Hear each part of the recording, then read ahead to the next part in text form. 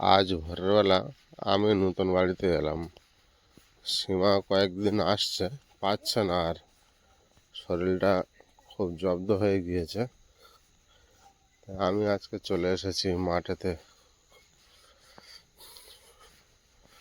এতটাই কুয়াশা পড়েছে কিছু দেখা যাচ্ছে না। আর আমি যেখানে দাঁড়িয়ে আছি এখন একটু কারেন্টে লাইট জ্বলছে পোস্টের উপরে, তাই এতটা পরিষ্কার দেখা যাচ্ছে।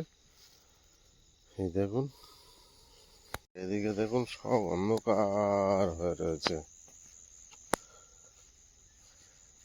ভীষণ অন্ধকার, কিছু দেখা যাচ্ছে না।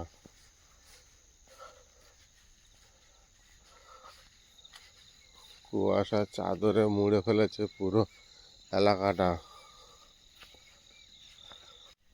এখন আমি আমার বাড়ির কাছে, নতুন বাড়ির কাছে পৌঁছে গিয়েছি। আর দেখুন, আমার ঘরের বাইরে একটা লাইট জ্বলছে, বাতির মতো টিপ টিপ করছে, আর কিচ্ছু দেখা যাচ্ছে না।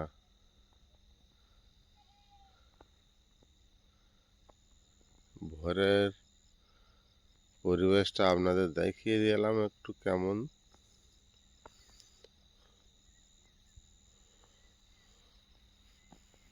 ঘরের পাশে লাইটটা জ্বলছে সারা রাত। আর মাটি ফেলা আমাদের কতটা হয়েছে আমি তো আগের দিন জানি না, এখনো তো প্রচুর বাকি রয়েছে মাটি ফেলা। সাইডে পুরো অন্ধকারই রয়েছে। ঘরের চাবিটা আমি এখন খুলবো।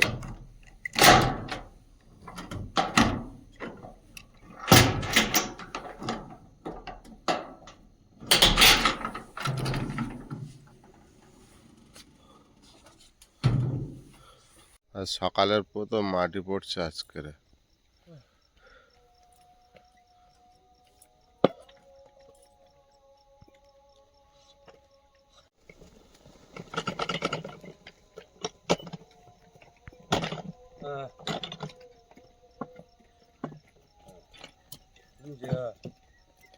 ঝুলিয়ে মারবে, ঝুলিয়ে মারতে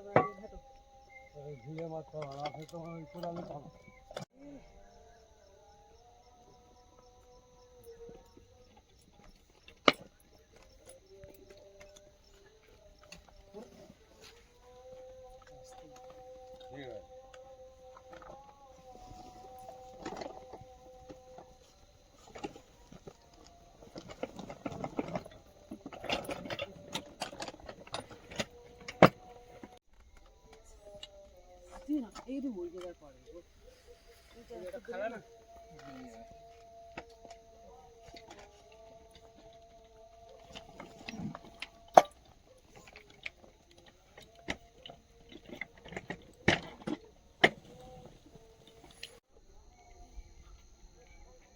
কাজ করতে করতে আরও একটা সুন্দর মুহূর্ত শুনতে পেলাম।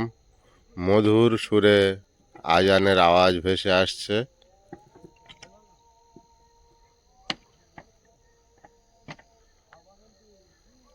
আজ এতটাই কুয়াশা, দেখুন খেজুর গাছটা কিছুই দেখা যাচ্ছে না, হালকা আবছা ঝাপসা হয়ে রয়েছে। আমি পাশেই দাঁড়িয়ে আছি, আর মধুর কণ্ঠে আজানের আওয়াজ আমার কানে এসে পৌঁছচ্ছে।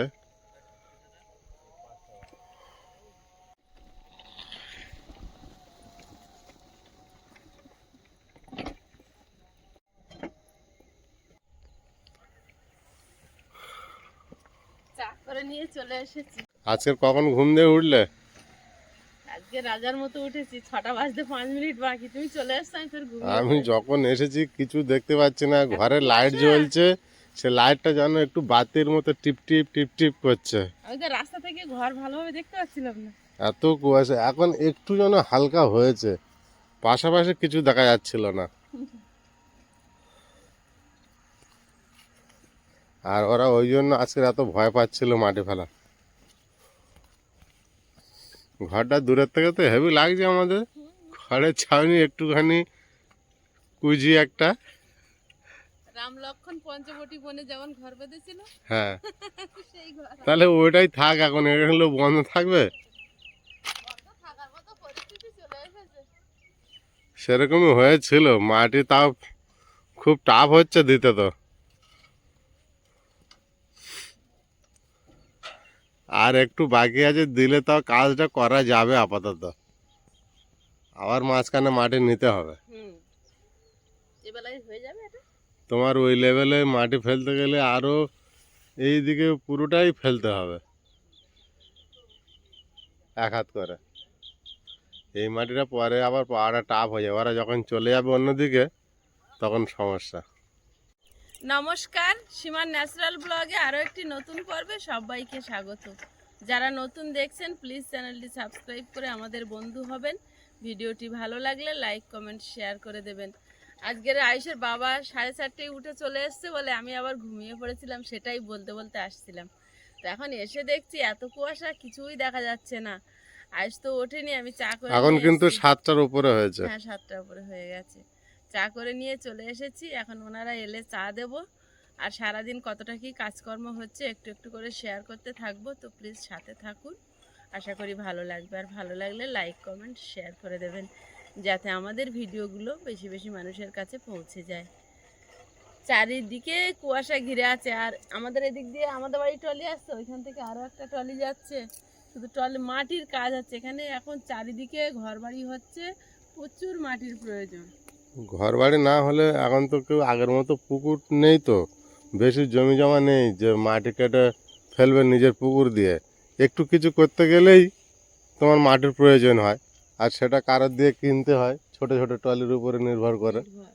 আর আগের দিনে কি হয়, তোমার নিজস্ব যে জমি জায়গা আছে প্রচুর বড় বড়, সেইগুলোর উপরে বাস্তবাড়ি থাকে, কিছু দরকার হলে পুকুর দিয়ে নিয়ে কাজ হয়ে যেত। এখন তো সেটা হয় না। 5 কাঠা 1 কাঠা কোথায় মাটি পাওয়া যাবে?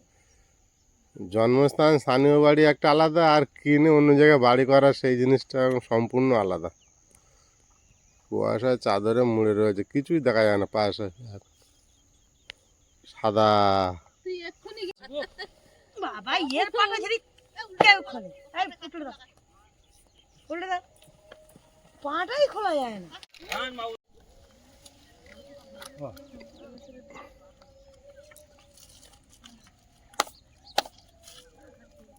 ও ম্যাডাম, এদিকে আসেন না। আজকের কুয়াশা আছে কিন্তু ঠান্ডাটা কম আছে না? হ্যাঁ, ওই যে একটু তোমার হাতে লাগবে। আচ্ছা, আজকে হাওয়াটা আগের মতো নেই। হ্যাঁ, জোরের কাজ করা হলে বুঝে যায় না। তুই ওখানে বিস্কুট নিয়ে পড়ে থাকো। কটা করে দেবো গো দাও না তোমার, দেখো না কটা।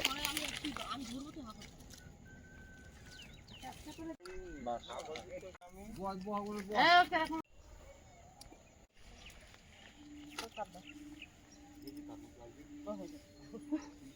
এখন চা দিয়ে যাচ্ছি, কাপ দেয়নি।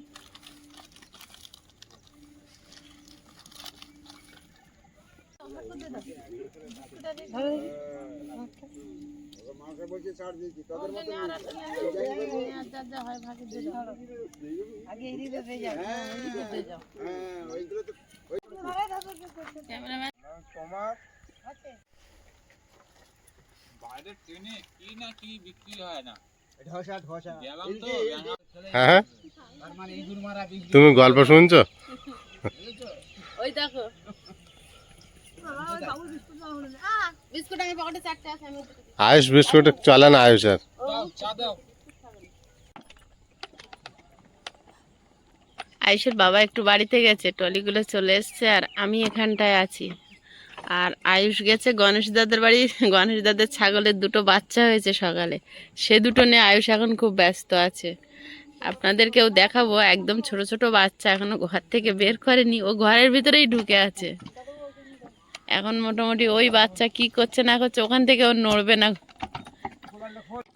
মাটি দেখতে পানি চাপে চাপ পড়বে না।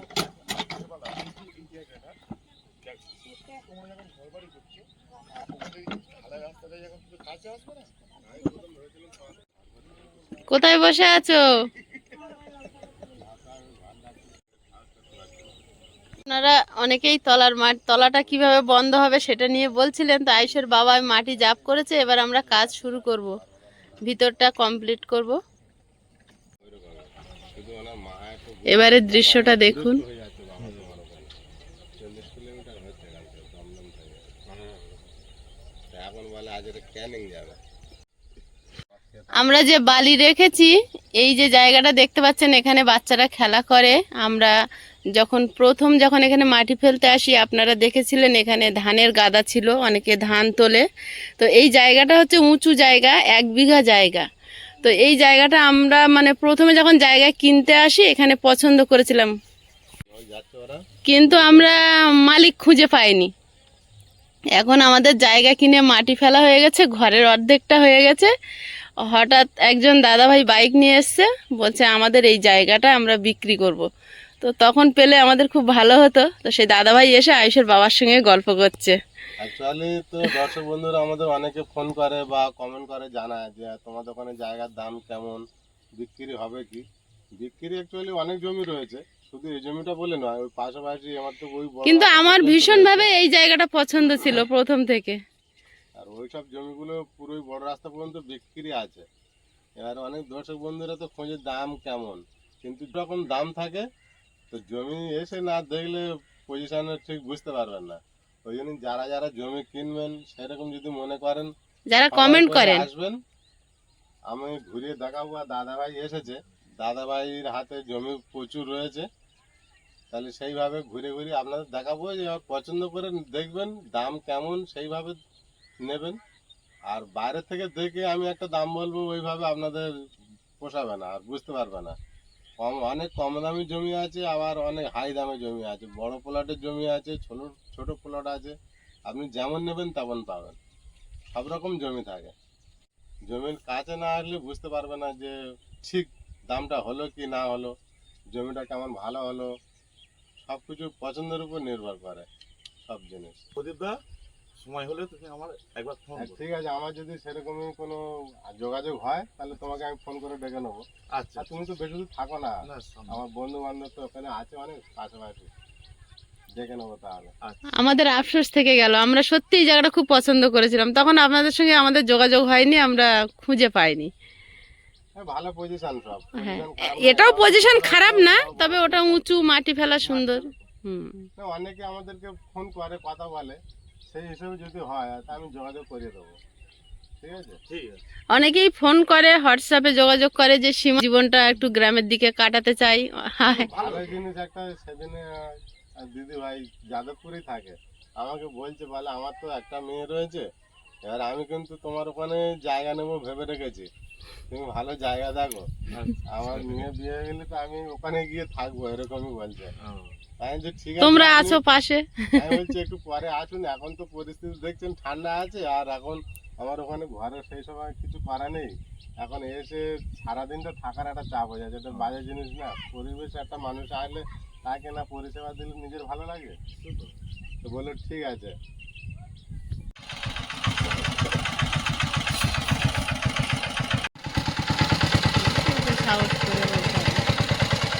রাস্তা খারাপ। আমাদের এই রাস্তাটা তো চওড়াই রাস্তা, ভালোই আছে। একটু মাটি ফেলে যদি ড্রেসিংটা হয়ে যায় তাহলে গাড়ি ঘোড়া যেতে খুব সুবিধা হয়। আচ্ছা, এই রাস্তাটা সোজা গিয়ে পিয়ালি স্টেশনে উঠে গিয়েছে, আর ডান দিক দিয়ে চাম্পাহাটি স্টেশনে পৌঁছে গিয়েছে। শুকনোই দেওয়া যাবে না। সেদিনে হাত কেটে যাওয়ার পরে এটা আর কমপ্লিট করা হয়নি, এখন আমরা দুজনে লাগবো।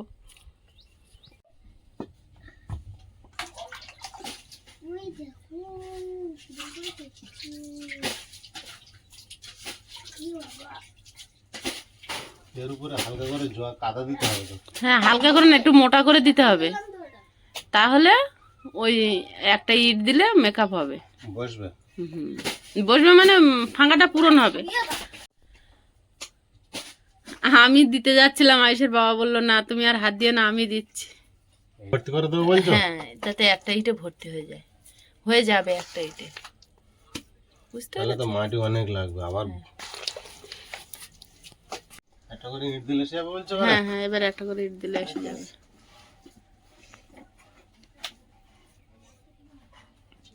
একটা করে ইট দিয়ে তার উপরে লেপে দিলে হয়ে যাবে। হ্যাঁ, গাঢ় হয়ে যাবে। গাঢ় হয়ে যাবে। না তো বিরাট হাওয়া আসছে না এখান থেকে। বিরাট হাওয়া, আমি একদিন কাঁটাতে বন্ধ করেছি। আজকের এই টিপটা ফেলে ওনারা বাড়ি চলে যাবে। করেছিল তো তুমি পাচ্ছ? এটা মা করেছিল তুমি পাচ্ছ, কি কি এটা মা করেছিল তুমি পাচ্ছ। মা করেছিল, মার হাত খারাপ হলো, আমি একটু করি হচ্ছে না কি দেখো। ওই ধারে একটু দাও, ওইদিকে কমে। এই ইটে জল দিয়ে আমি নিতে হয়, বানাচ্ছি, বুঝলে? ওটা হচ্ছে কি তাই এই তুমি দেখো, হ্যাঁ। ইট বালতিতে জলে ডুবিয়ে ডুবিয়ে তারপরে বসাও। হ্যাঁ হবে এই জায়গাটা দাও, ওখানে ফাঁকা নেই। দেবো, সব দেবো। এই ভালো দেখো, লাগছে। টিনের গায়ে কাদা লাগিও না, জং ধরবে টিন। কিছু করার নেই, না একটু আধটা না দিলে হচ্ছে না দেখছি। টিন একটু ছেড়ে রাখো, পিছনে ফাঁকা হয়ে যাচ্ছে না। ও একটুখানি ফাঁকা থাকলে কিছু হবে না, টিন এক্ষুনি জং লেগে যাবে। যা একটা ফুল ফাটিয়ে দিলাম, তুই তো ওইগুলো করছিস, ওগুলো তো তুলে রোদে দে তো বাইরে। যা বড় ফুল ফাটিয়ে দিয়েছি। বড়টা ভালো তুমি অনেক যত্ন করে করছো কাজটা, কিন্তু ইট না ভিজিয়ে ভুল করলে মাটি ফেটে যাবে। ইট, শুকনো ইটের গায়ে মাটি দিলে থাকে না।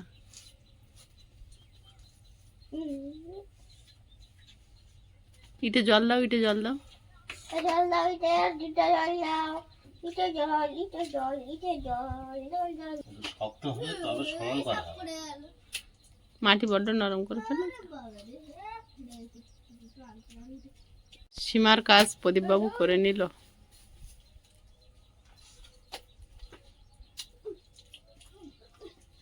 সব কাজ তো পিছিয়ে যাচ্ছে। আজ মোটরটা সেট করা হলো না, মোটরের জল সমস্যা মিটছে না। মোটরের ওই বাল্বটা লাগবে, ওইটা সকাল থেকে কাজ হবে, সকালে সব ফিটিং করে নেবো। কালকে থেকে রাজমিস্ত্রি লাগবে দেয়াল গাঁথার কাজে। হ্যাঁ যাক বাবা, একটা ইট নিয়ে বসতে পারতে। আমি কিন্তু একটা ইট নিয়ে বসে, আমি ওইভাবে পারি না, পার ওপর ভর দিয়ে। কেমন হচ্ছে তাই বলো। দারুণ হচ্ছে। আমার বাবুরা কোথাও চলে গেল, দেখলো না, তখন বলছিল আমার, আয়ুষ তুমি কোথায়, দেখো আমার কাজ কেমন হয়েছে, এসে বলে যাও, এসে বলে যাও, ঠিক হচ্ছে কি না হচ্ছে বলে যাও। তখন তো বলছিলে মার কাজ তুমি করছো। মার কাজ তুমি করছো, কাজ ভাগ করা আছে মার বাপির। বলো কেমন হচ্ছে, ভালো হয়েছে। ওইদিকে ঘুরে ঘুরে দেখো।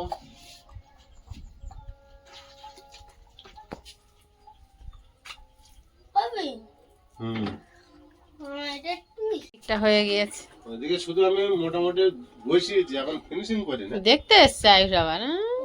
ইয়ে হয়েছে কোথায় হেলে গেছে? না, এখানে মাঝখানে বাইরে মাটি বেঁচে দিয়েছে বলে মনে চলে গেল। হ্যাঁ হ্যাঁ, বাবা এ তো মালিকের মতন দেখছে গো। ঠিক বাজারটা এসেছে, ভালো জিনিস, কিন্তু এটা আমি পিছনের দিকে চেপে দিয়েছি, পিছনে প্রথম মাঠে ছিল না বলে তোমার মা সামনে দিয়েছিল। খুব সুন্দর হয়েছে। খুব সুন্দর হয়েছে। হ্যাঁ, ওইদিন আমার হাত না কেটে গেলে, আঙুল না কেটে গেলে আমি প্রায় করে ফেলেছিলাম। আর এটা শুধু ফিনিশ আমি সময় পাই না বলে, তাই ওটাই করে দেবো, দেখবো ফিনিশিং করে দেবে, দেখবে এখন। চাপে আছি, কে? কাজের জায়গায় ঝামেলা হচ্ছে, কাজ নেই এক সপ্তাহ, বুঝতে পেরেছো?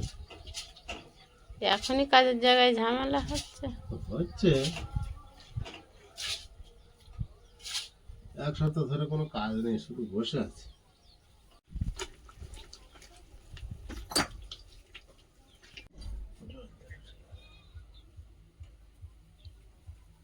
এবার কিন্তু আর কোনো হাওয়া কিচ্ছু ঢুকছে না ঘরে।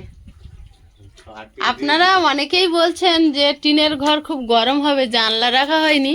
আমরা কিন্তু জানলা রাখিনি বলে এই দুই সাইড, মানে এই সাইডটা খোলা থাকবে জানলার থেকে বেশি, সাইডটা আপাতত একটা প্লাস্টিক দিয়ে বন্ধ করা হবে, কুয়াশা ঢুকবে না হলে। আর বর্ষার সময় বর্ষার ঝাপটা এদিক দিয়ে ঢুকবে, দিয়ে যেহেতু চাল আছে ওধারে রান্নাঘর থাকবে খোলা, তাই এখান দিয়ে ঝাপটা ঢোকার কোনো জায়গা পাবে না, যার জন্য এটা সবসময় এরকমই থাকবে। তাহলে হাওয়াটা কেটে বেরিয়ে যাবে, গরমটা হবে না। আর এখানে আর এই যে দক্ষিণ দিকে দরজা, এখান থেকে খুব সুন্দর হাওয়া আসছে, আর দুধারে খোলা আছে, হাওয়াটা বেরোনোর জায়গা পাচ্ছে, যার জন্য ঘরটার ভিতরে খুব সুন্দর হাওয়া। সবাই সকালে টিফিন খেতে চলে গেছে, আর আমাদের এই বাবুটা একা মাটি দিচ্ছে। ও বলছে কাকি আমি একা মাটি দেবো, তোমরা থাকবে? আমি বলি হ্যাঁ আমরা আজকে থাকবো, কারণ আজ রবিবার আছে, তোমার কাকাও থাকবে। তো বললো তোমরা যতক্ষণ আছে আমি বই। তা ঠিক আছে, একজন সঙ্গে থাকলে কি হয়, একটু গল্প টল্প করতে করতে আনতে পারে। হ্যাঁ, দীপকে রাখতে পারলি না? দীপকে ও বলেছিল, কিন্তু ও থাকলো না, আর একটুখানি কোনা বাকি আছে। ট্রেন আমরা এখান থেকে দেখতে পাই, কিন্তু গাছের আড়াল তো এত, আপনারা দেখতে পাচ্ছেন না হয়তো, আওয়াজটা ভেসে আসছে। লাইটটার আলোয় দেখা যায়, এখন আর দেখা যাচ্ছে না। আর আয়ুষের বাবা কিন্তু আজকের খুব কাজ করছে, বাড়িতে আছে, আমাকে বললো হাত দিতে হবে না। হ্যাঁ, বাবু ওই গপুদের সঙ্গে খেলা করছে। হ্যাঁ, ওই যে খেলা করছে আয়ুষ। নিশ্চিন্ত হলো ঘরের ভিতরটা, জিনিস রেখে যাচ্ছিলাম আর শুধু মাঝখানের দিকে রাখছিলাম, ভাবছিলাম হাত ঢুকিয়ে বের করে নেবে। এগুলো করে বাচ্চারা, সব খেলা করে বেড়ায়। খেলা করবে একটু, কাছে টেনে নিয়ে খেলা করলো, একদম একদম সেফটি হয়ে গেছে, আর কোনো অসুবিধা নেই। মাদুর থাকলে একটু নিয়ে বসলো, হুম, এইসবই তো করে।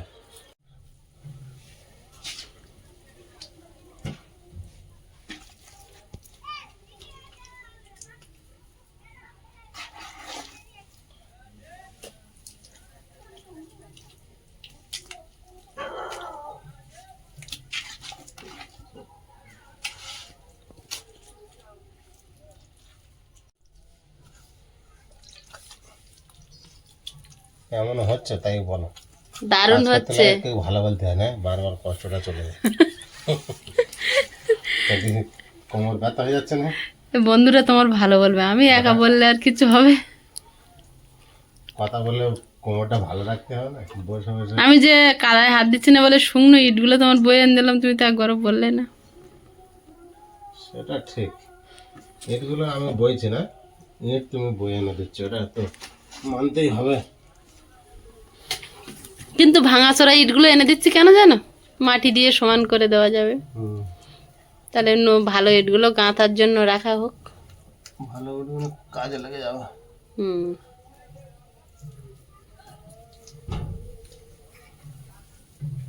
ইট কিন্তু আমি সব বয়ে দিয়েছি। হ্যাঁ, ওইটা হয়ে যাবে।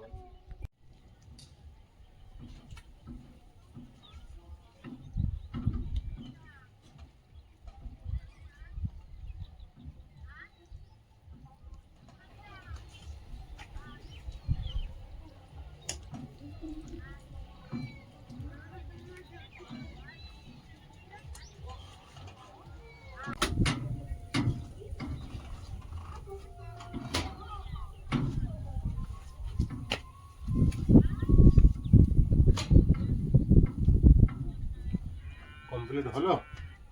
হ্যাঁ, হলো তো। ফিনিশিংটা বাকি আছে, বুঝতে পারছো? এবার তুমি মেঝেটা একটু চেঁচে আর একটু সমান করে দেবে, সেটা আমার মাথায় আছে, কারণ উঁচু নিচু হয়ে গেছে, যা বসার বসে গেছে মাটি। এবারে এটা একটু খানিকটা না একটা একটা করে করে নি। হ্যাঁ, এবার রৌদ্র ছেড়েছে, খা খা করছে চারিদিকটা।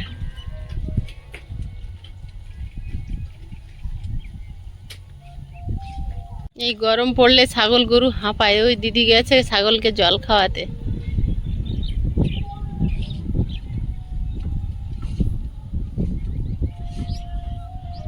কিন্তু এখানে একটা প্লাস পয়েন্ট হচ্ছে, যতই রোদ ছাড়ুক গরমটা কম লাগে, কারণ প্রচুর হাওয়া আছে, চারিদিকে ফাঁকা তো, প্রচুর হাওয়া। কিন্তু এখন ভাবি যে রান্নাঘরে যখন রান্না করব, হাওয়া থাকলে তো খুবই বিপদ, হাওয়া হলে উনুন জ্বলতে চায় না। একটা কোনো মানে একটা উপায় বের করতে হবে, না হলে হবে না। আর এখানে আমরা সকালবেলা মুড়ি মেখে খেয়েছি। এবারে ড্রাম ছিল, হুম, বলছি তুমি কোথা থেকে জল নিয়ে এলে, ফ্রিজে নাকি? ওরা বলছে হ্যাঁ, দিদিরা মাটি ফেলছে, মানে ফ্রিজে জল নাকি এত ঠান্ডা উড়ি বাবা খেয়ে ড্রাম ঠান্ডা হয়ে গেছে হাওয়ায়। বলছি না এই ঘরে ড্রাম ছিল, সারা রাত হাওয়া লেগেছে, কুয়াশা পড়েছে, জল বরফের মতো ঠান্ডা হয়েছে। আর উপরে ফাঁকা তো, হ্যাঁ কুয়াশা ভাসতে ভাসতে ঢুকছে এখানে, বলি এত ঠান্ডা। আর আমরা বাড়ির দিকে যাব। আয়ুষের বাবা ও বাড়িতে জল নেই, তাই হাফ ব্যারেল জল নিয়েছে। আয়ুষ আর আমি বেরো, আয়ুষ বেরো, 12টা বাজে, এবার রান্না খাওয়ার জোগাড় করতে হবে। আর ও একা একা মাটি বইছে।